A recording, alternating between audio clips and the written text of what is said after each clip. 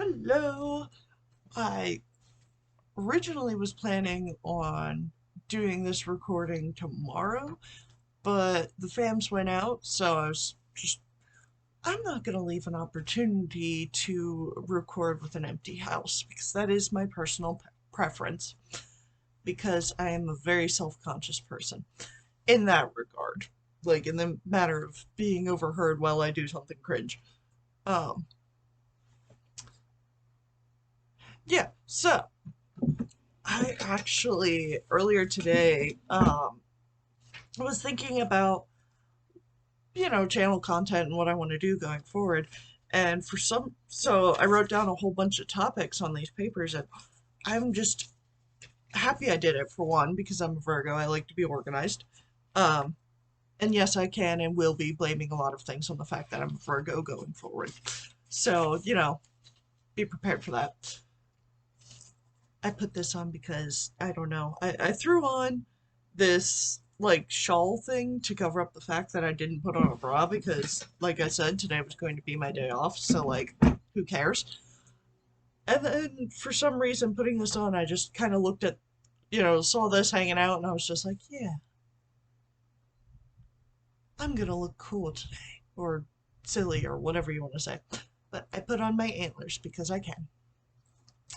So anyway, I also taped this to my face so I can have my hands, so I'm not like just holding the mic up to my mouth, but it's still going to be catching noise a lot better than, free mic. Anyway, so yeah, I wrote down a whole bunch of different topics that I wanted to cover, and it made me excited to, thinking about like, oh man, I have so many topics that's going to take so many weeks to get through all this, these lists. And I'm like, well, that's a good thing.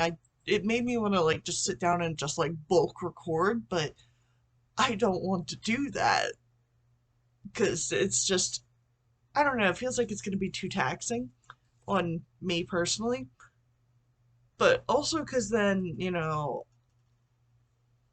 I might run dry on ideas, but also because I like the fact that it gets me up and doing these things weekly. It's creating a routine, and I think that's good for me. But for today, I wanted to first of all address the fact that I totally spaced on the fact that it's June, it's Pride Month. And like that's super exciting and cool. Um cat. Anyway, um but like yeah, no, I spaced on that, so I didn't get to say happy Pride Month earlier. So happy Pride Month. Very excited. I love Pride. I've been to only two Pride fairs so far, and each time as a vendor, and that didn't matter to me because I had such a great time there. I felt like the Pride events, the atmosphere there is how the songs and carols depict Christmas rather than how Christmas actually is. And I've worked in retail, so I never really felt like Christmas was the way that Christmas was described. But being at Pride, you got random strangers coming up and saying wonderful things to you. Everybody's just happy and accepting there, and it's such a wonderful time, and I love it so much. Um, I'll speak more on that in a moment, but I also want to note that tomorrow, probably when this vlog goes live, I'm going to do the upload and then schedule again because that went over pretty well. But I was when I was thinking about making this vlog tomorrow, I was just like, oh, it's gonna be Loki's birthday because back when we got him, we just kind of between what the vet said his age was, we were able to kind of look back at the month and go, oh, he was born this week, and then I just chose June 5th as his birthday. So it's his birthday tomorrow, so he's gonna get treats and snuggles against his will and all that. He doesn't give it. He doesn't care that it's his birthday. He's a cat. He has no concept of birthdays. But I do. So his birthday is for me. to give him snuggles and loves and some treaties, probably some catnip. Um, anyway, but I figured instead of the topics that I originally picked out for myself for today, because it's Pride Month, I was just like, well, shit, now I have to talk about that instead because, like, not because I think, like, oh, yes, Pride, you must talk about this, that, or the other thing, but no, because I got excited about talking about pride and sexuality instead of what I was going to talk about before. So, to hell with it. I'll roll with my impulses. Excuse me. Anyway, so um, I actually do fall in the LGBTQ plus spectrum. Um, in two different respects. Which isn't really like, oh, I'm collecting sexualities. Hee hee hee. It's more just that it's almost like I've come out twice in my life because I didn't realize, I realized things later than I probably should have. Um, Actually, in high school, towards my senior year of high school, is when I was introduced to the term, or it might have been the summer between junior and senior year. Either way, I was introduced to the term asexual and what that means, which is having little to no sexual attraction to others. Of course, there's a whole spectrum with asexuality, and, you know, having sexual preference or not having it is a whole spectrum in and of itself. And then there's also, it does not impact whether or not you are sexually active and whether or not you enjoy being sexually active. For me personally, I feel absolutely no qualms about sharing that I've never had that kind of urge. I've never really, like, I've experienced, like, arousal, but, like, it never went anywhere. It was just, like, the only emotion where I was just like, oh, yeah, that's a feeling, and then I moved on. It is almost hilarious to me how indifferent I am in that regard. So I've always just kind of thrown myself on the ace spectrum, specifically just saying asexual or ace, because like I said, I've never wanted to have sex. I've never wanted to pursue anybody in a sexual manner. It's never, like, as a teenager, I think it was something I assumed I'd end up doing, but, like, I never had a distinct thought about it. Like, or distinctly thought, oh, I'm going to do this then. Until they introduced me to the concept of asexuality. Like, my friends at the time introduced me to that concept, and I was just like, well, shit, that makes a lot of sense. Because like I said, I had never thought about it. I'd just been like, yep, straight girl. But it turns out that that was false too. Because I'd say probably about, oh, 4 years ago, I finally realized and accepted that I like girls as well as boys. In fact, gender doesn't really matter to me in that aspect because I do develop romantic feelings. I just, don't want to drag them to bed and mess around. So, like I said, gender doesn't really matter a whole lot to me in that regard because it's any romantic affection I have is going to be purely on intellectual and personal taste, particularly in, and then, yeah, obviously, mostly I want an intellectual connection with somebody else and an emotional one. Whether or not I like their appearance is just my personal taste, And I don't think it's shallow to say that I would like to find someone that I think is physically attractive. I wanted to say physically appealing, but that kind of sounds sexually appealing, but, like, it's not. It's just whether or not I like to look at them, you know? And even then, I could just find certain aspects of their physical appearance that I just sit there and be like, yes, you have beautiful eyes. I'm going to stare at them. Don't mind me. Mostly because, like, when I do have a crush on somebody, I, like, try to avoid looking at them because I start worrying that they're gonna think I'm staring. I'm one of those kinds of persons. But, uh, yeah, no, so when I figured all that out, I was just like, well, damn. Am I bi? Am I pan? I don't really feel either of those, any of those kinds of, or even just like polyamorous.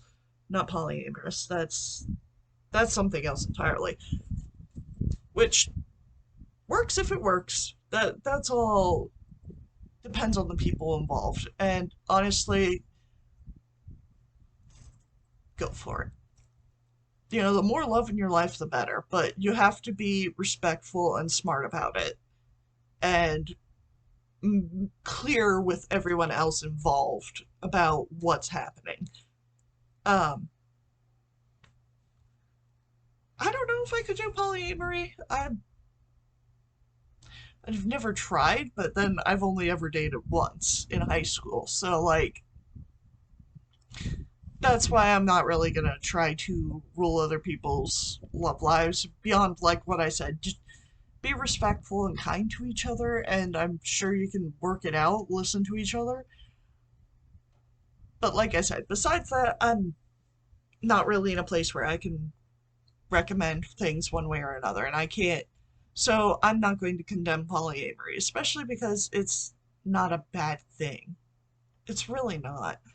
And like I said, if you can make it work and have so much more love and happiness in your life, fucking go for it. That's wonderful. But as for me, I don't know. I really don't know if that would work out. It sounds fine, because at the end of the day, I'm still ace. Uh, Either way.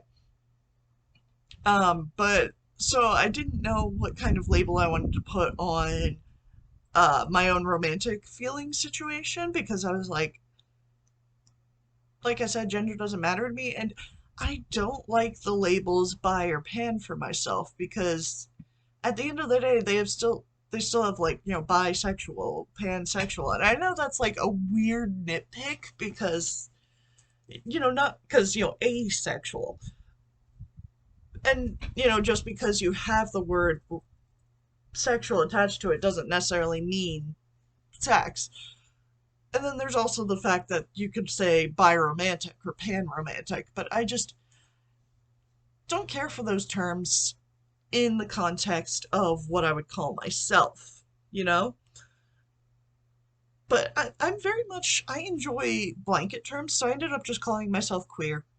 Especially because, like I said, I like blanket terms, but I also love the fact that queer, as it used to mean before, applying it to, specifically non-straight persons, um, whoop, don't go falling. Okay. But queer, it used to mean strange and unfamiliar, and honestly, in context of myself, it makes perfect sense. I am a strange person, and I'm very introverted and shy, so like I tend to be unfamiliar to other people. Um, I've definitely been called all sorts of things that would be a synonym of strange or queer. So I love the word queer when applied to myself, and the fact that it used to be a slur doesn't mean much of anything to me. Like, and the fact that some people are weird about, saying the word queer,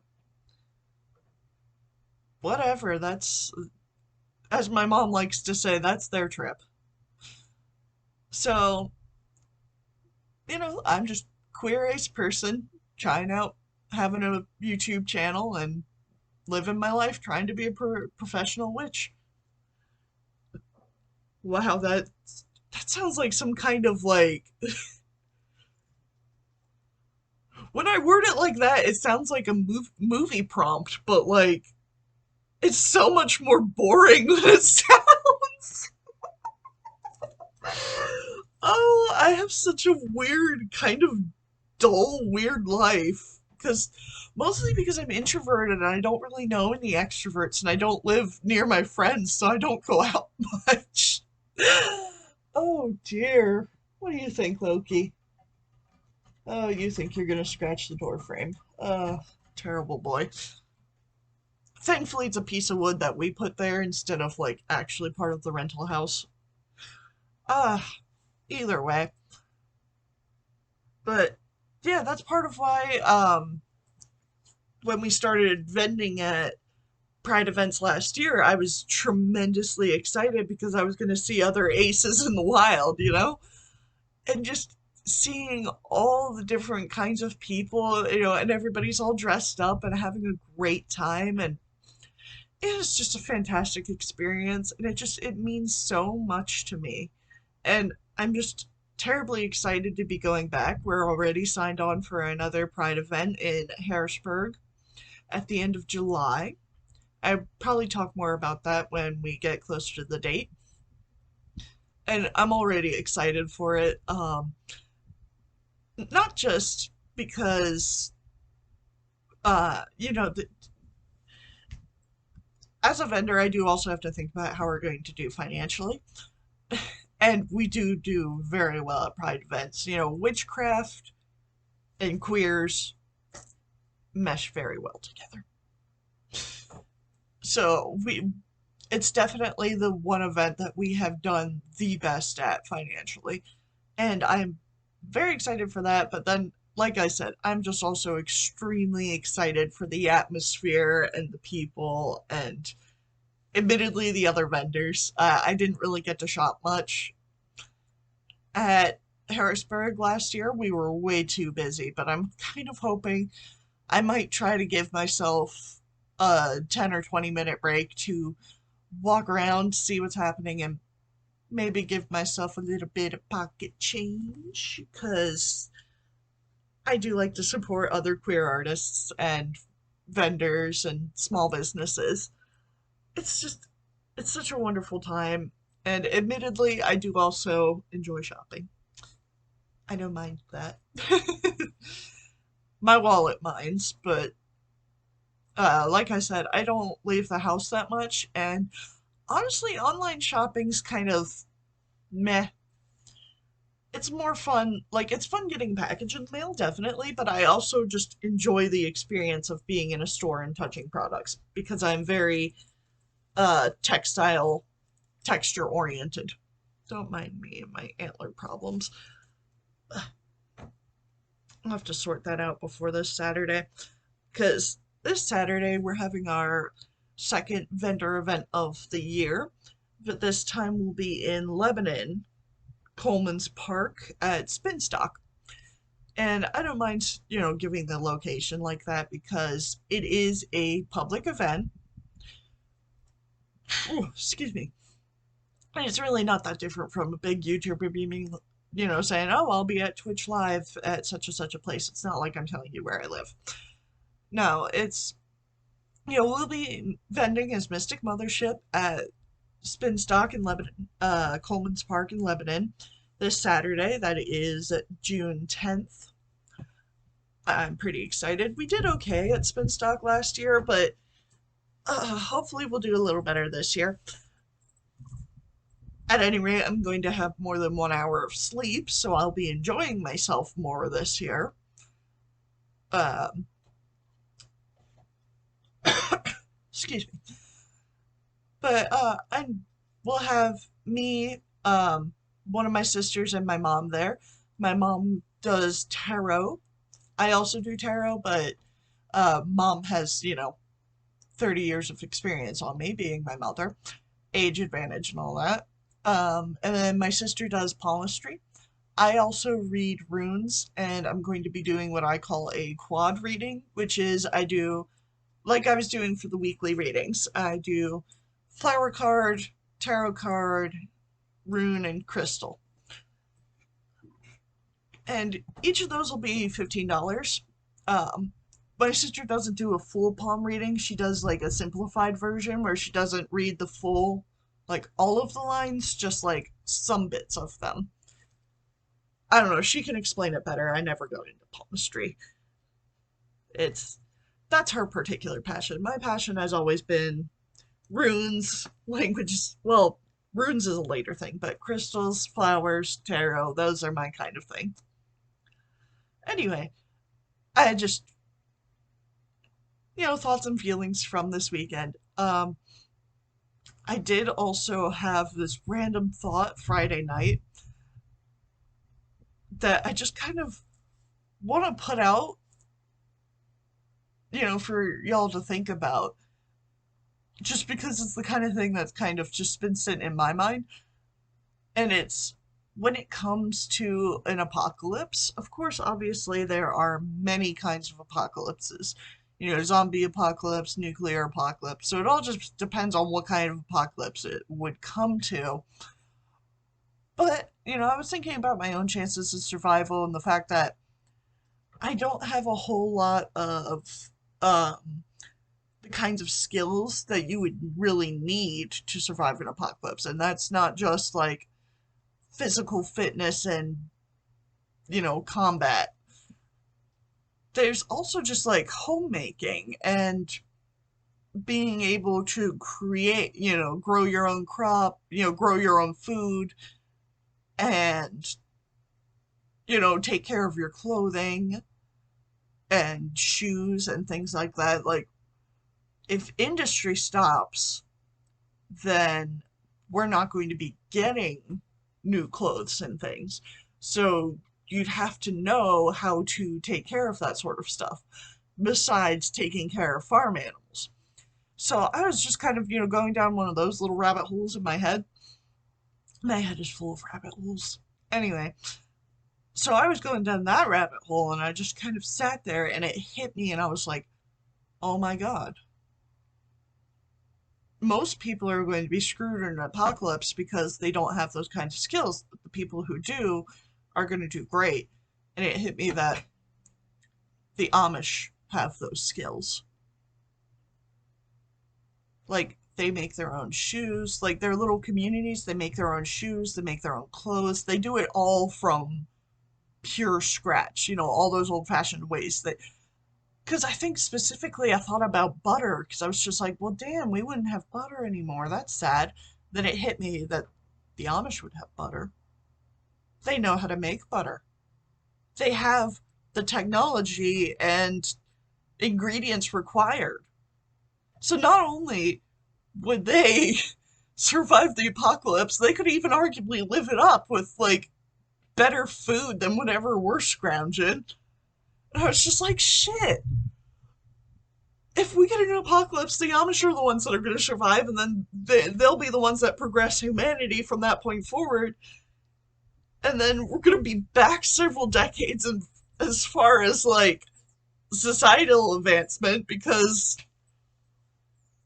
we're going to be, stuck on, back in Amish values and traditions. And I'm just like, crap. I mean, I'm assuming a lot because I've never, been in an Amish community. I don't know exactly how progressive or whatever the opposite word of progressive is. I don't know how backwards or progressive they are, but I'm just kind of going, oh shit. I mean, I know Mennonites are, a step ahead.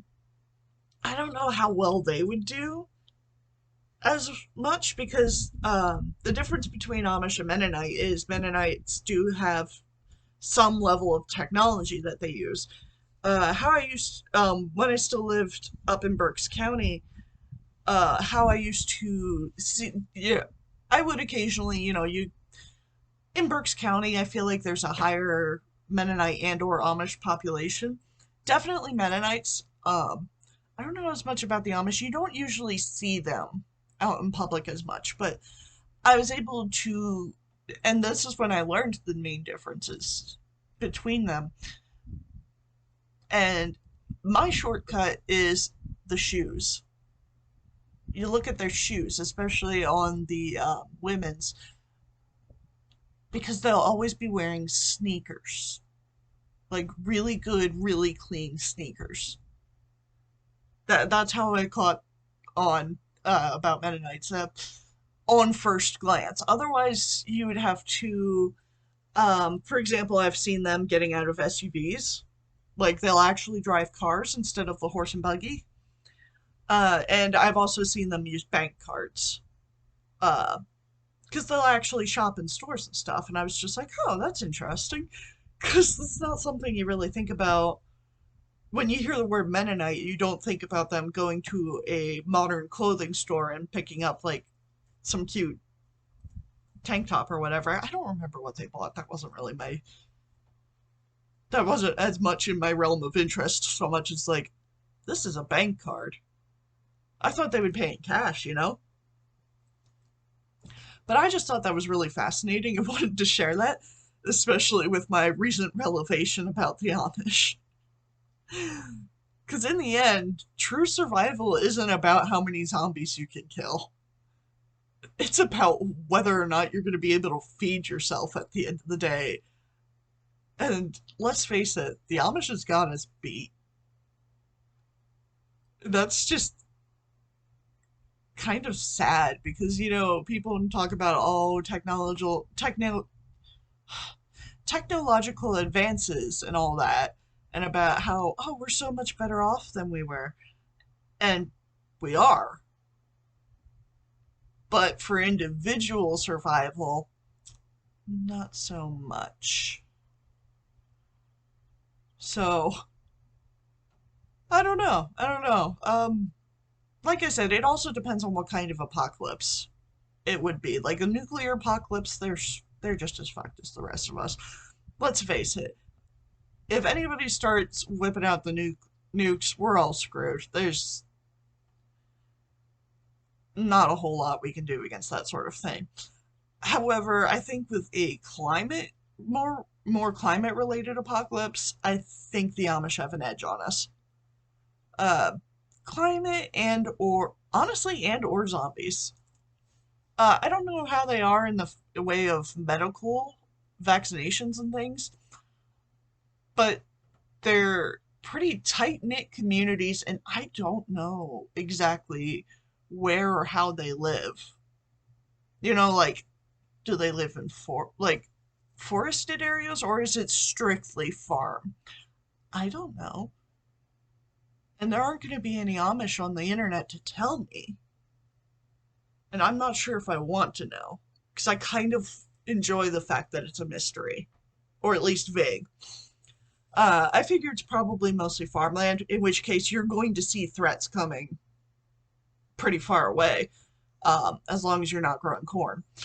Or anything particularly tall like that, but you're going to see things across the fields, and obviously they survive winters just fine. Like, they don't have to worry about trying to grow food over winter because they already have their canning and storage all figured out. And it's just, they have such an advantage over the rest of us, and that's just been blowing my mind. I haven't told anybody about, like, I haven't brought this up to anybody in my personal life yet. Like, I haven't told my mom or either of my sisters. And no doubt I will, because it's just a very interesting topic to me, obviously, because I've been spending like the past 5 minutes on it. But I am going to end up getting in a big apocalyptic Amish discussion with somebody soon, so I guess I'll report back on that. But by all means, leave a comment. Let me know if you have any, like, homesteading skills like that. Like, I can sew by hand. I don't know how to use a machine yet, but I can do hand sewing. It's ugly as all hell, but it gets the job done. Um, I don't know a whole lot in the way of gardening, unfortunately. I'm not the most physically strong. I don't have a whole lot of good homesteading skills. I've always kind of been an artsy fartsy creativity person, so like I could keep myself from getting bored. I can do quality of life in the way of keeping everybody entertained, and I'm pretty decent at cleaning, so like I'd definitely be entertainment and cleanup if it came down to an apocalyptic situation, which optimistically and probability it won't, but in the extremely unlikely case that we all got hit by some kind of apocalypse, I'm not going to have as much use as I would like. Beyond being interesting to talk to. So that's just a peek into how my brain works on Friday night. Oh dear. Um, anyway, I have rambled on for much longer than I thought I would. I didn't think that I'd throw the apocalyptic scenario in with this one. But yeah, so happy Pride. I hope you all have a wonderful month. Like I said, don't feel shy leaving comments. Poor, poor Deb, um, who I misnamed last time, uh, has been absolutely wonderful to talk to, honestly. And I hope to hear from you guys too. I know I got 2 more subscribers, so I'm very happy to see you guys, showing interest in my channel, and I'm just excited and flattered and just very happy with how things are going so far. So thank you guys very much for watching. I hope to hear from you, and we'll see you again soon. Bye.